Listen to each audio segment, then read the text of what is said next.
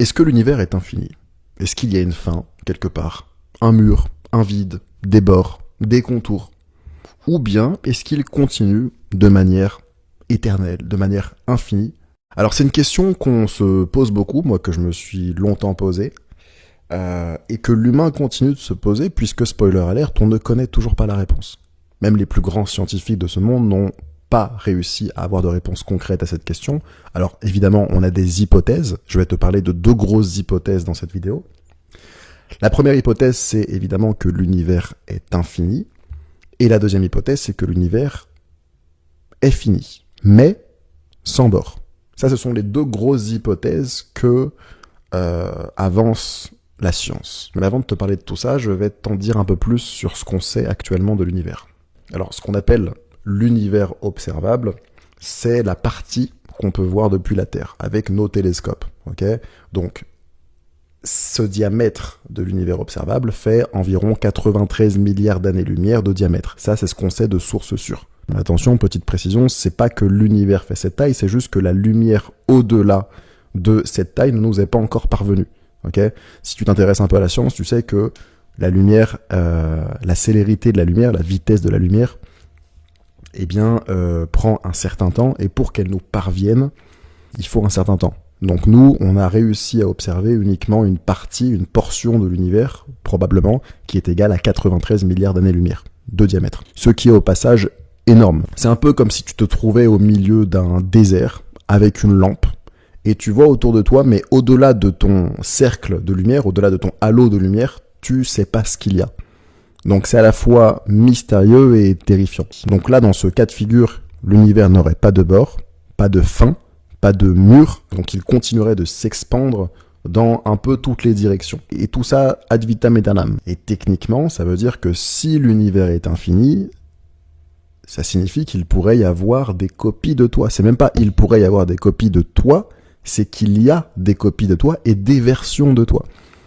Un exemple tout bête, si... je sais pas, tu t'appelles Pierre, tu fais 1m80 et t'as les cheveux bruns, c'est possible que quelque part ailleurs dans l'univers, si l'univers est infini, il y ait un autre Pierre.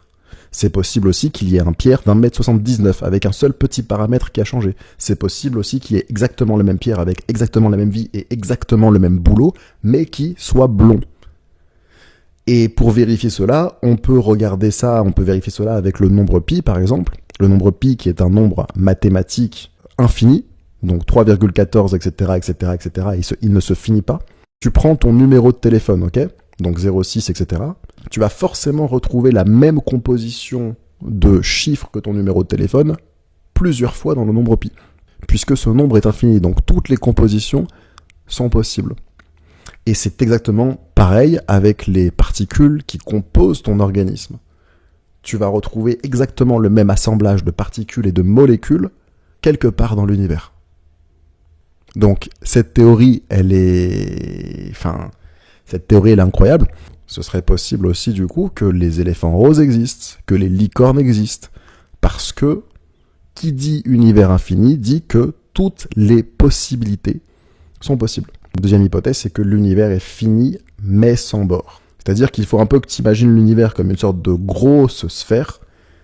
Tu marches en ligne droite sur sa surface, ok, tu continues tout droit, mais en fait, tu ne tombes jamais.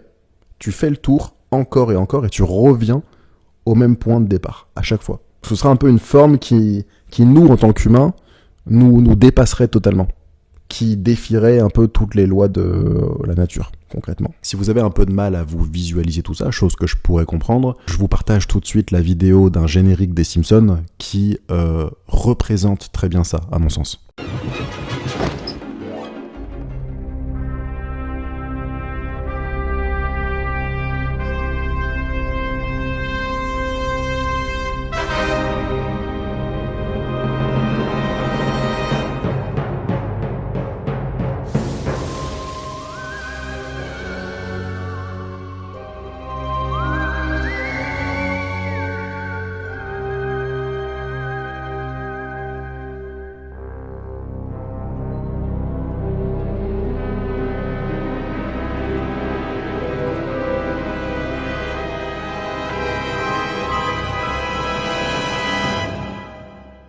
Wow.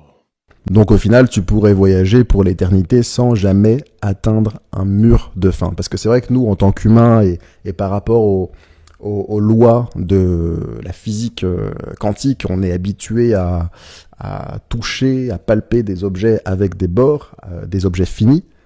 Mais pour nous, c'est inconcevable d'avoir, ou alors du moins le cerveau humain a vraiment du mal à concevoir un univers, une forme qui n'a pas de bord, qui ne s'arrête jamais en fait. En conclusion, est-ce que l'univers est fini ou infini? Eh bien, on ne sait pas. Comme je te l'ai dit, c'est deux grosses hypothèses, c'est ce que dit la science, mais on ne sait pas, ça reste des hypothèses. Donc peut-être, peut-être pas. En tout cas, l'univers observable est fini, on le sait. L'univers total, c'est encore un mystère, donc ce qu'il y a derrière cet halo de lumière, on ne sait pas. Et peut-être que ça restera un mystère. Voilà pour cette vidéo du Penseur Libre. N'hésite pas maintenant à nous dire ce que tu as pensé de tout ça dans les commentaires. Peut-être que tu as des hypothèses aussi. N'hésite pas à nous en parler. Et n'oublie pas de douter, questionner et comprendre.